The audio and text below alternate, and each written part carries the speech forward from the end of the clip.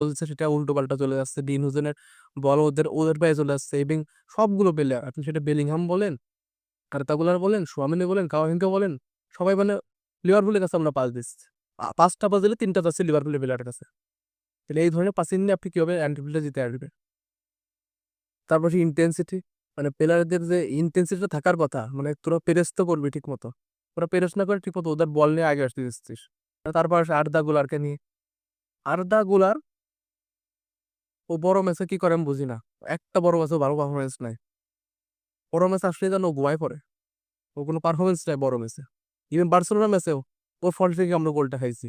আর বড় ম্যাচ আসলে কোনোই নাই। হ্যাঁ, ও আপনি বলতে হয় যে ৩৬ টা টাচ করছে ৭০-৮০ মিনিটে।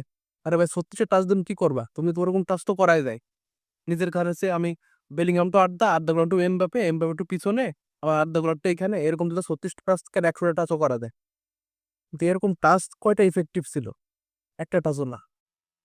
কোন টাচে ইফেক্টিভনেস ছিল না। তার মানে পেনাল্টি ইনসিডেন্ট এর সোয়ামেরি ওইটা যদি আপনি ভালো করে দেখেন যে হ্যাঁ, একজনের এক মতবাদ। আমারও মনে হয় যে না 50-50 মতবাদ পেনাল্টি ছিল আবার মনে হয় যে না।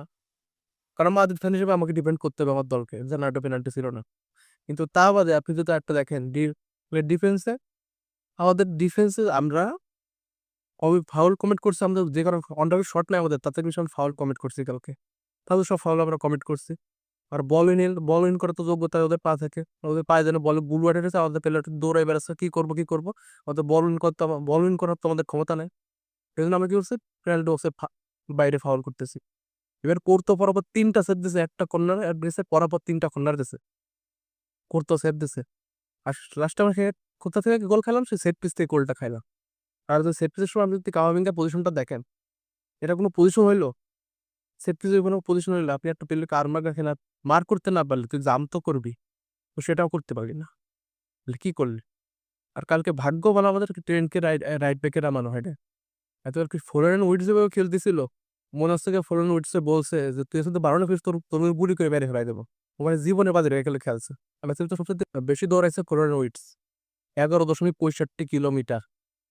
আপনি চিন্তা করেন, একটা ম্যাচে একটা প্লেয়ার কত ডেসপারেট হইলে মনে হয় অনেক মেমেও ছিল 007, 007, 0010 হয়ে গেছিল। তারপরে তো আজকে এরকম একটা হারাম করার মতো পারফরম্যান্স দিল। এজন্য আমাদের প্লেয়ারদের লজ্জিত থাকা উচিত। যে কি একটা করে এদের ফোরান উইটস। কালকে ওদের সবাই আমি তো ফ্রি ম্যাচ ভিডিওতে বলছিলাম গুগল কি থেকে ওইভাবে রান করে ওদের ফেলাতে জিনা আরাম করে দেবে। ঠিক তাই হচ্ছে। এক হুগো একই থেকে তো সামলাতে পারিনি আমরা। ও যে ড্রপ ব্যাক করে যেভাবে প্লেয়ার এগুলো মেক করছে সেখানে সোয়ামেনিও কনফার্ম, ডিফেন্ডারও কনফিউজ, সবাই কনফিউজ। আমি বারবার করে এই জিনিসটা বলছিলাম প্রিটি ম্যাচ ভিডিওতে যে